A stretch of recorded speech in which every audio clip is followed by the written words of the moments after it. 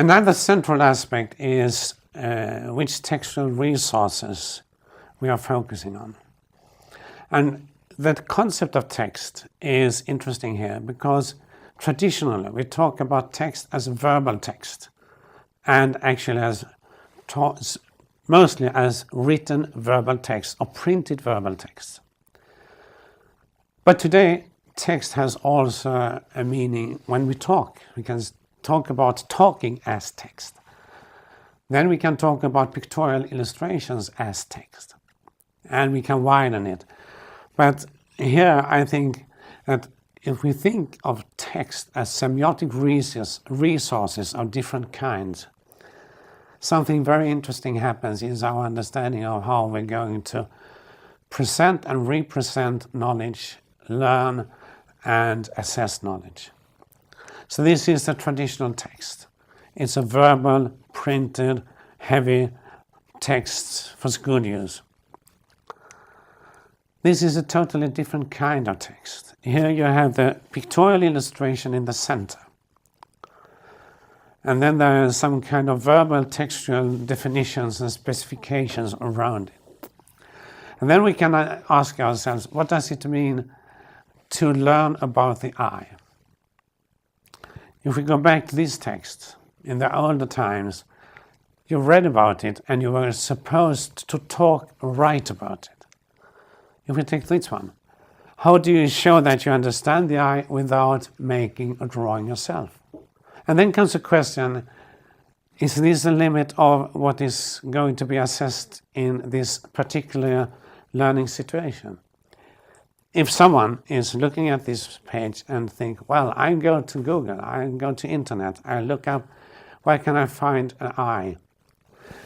And the eye could be this one. It could be something with an optical experiment. You could use the eye and you can turn it around and look at it from different points of view. There are small films about how does the eagle see the world and how does the cat see the world. What is it to know something?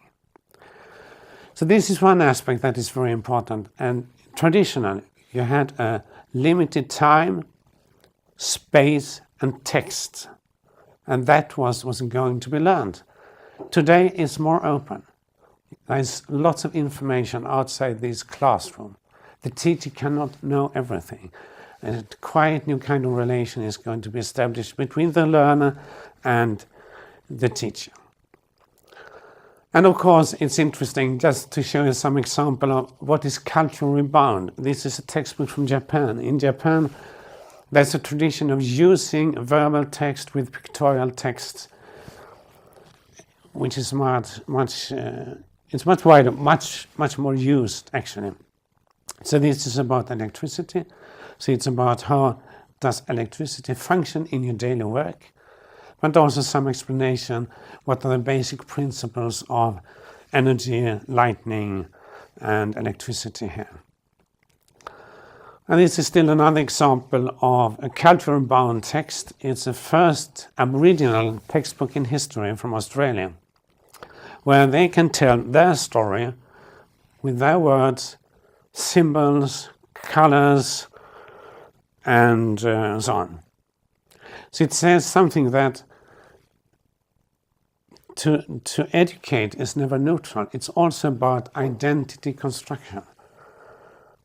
So when I'm learning, I'm also learning something about who am I in this situation, and who am I, and what am I going to be, and who will I be in the future. If we go to digital media, which is coming more and more,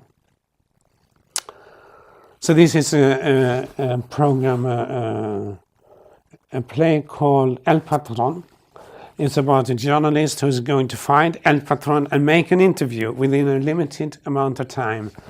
And it's some kind of, you have to act and react and plan some kind of almost real situation.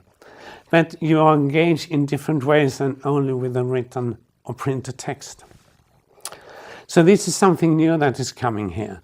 And we can talk about what is coming with the digital media is that we construct in different ways global learning communities. And if I want to know something today, I can easily find it on the net, or I can find people who know something about my specific question now. It's a culture of sharing. You know, you can just click and you will send information to everyone in your network, and they will send it to their network. So Facebook can be used like that, telling my pals what I'm going to listen to when I'm going to buy some milk, or I can use it professionally to say something that will spread around information instantly. Production. Digital media makes it very easy to produce music, animation and films. And of course we have these games and gaming and toys and playing. So this changes the relation between the producer and the consumer. It changes the relation between the teacher and the student. And I'll give you another example. This is from Tate Modern, where Olaf Eliasson made an installation about the sun and how the nature works and our relation to nature. And there are lots of stories to tell about this exhibition, but one interesting is that lots of people who went to this exhibition started to make music. And they put their music on YouTube. And the museum started to use that music in their advertisement of the exhibition. So the visitor is not only a consumer, but also co-producer of what's going to happen in relation to the museum exhibition. So this is but one example of how we can think that the relation between producer and consumer is changing.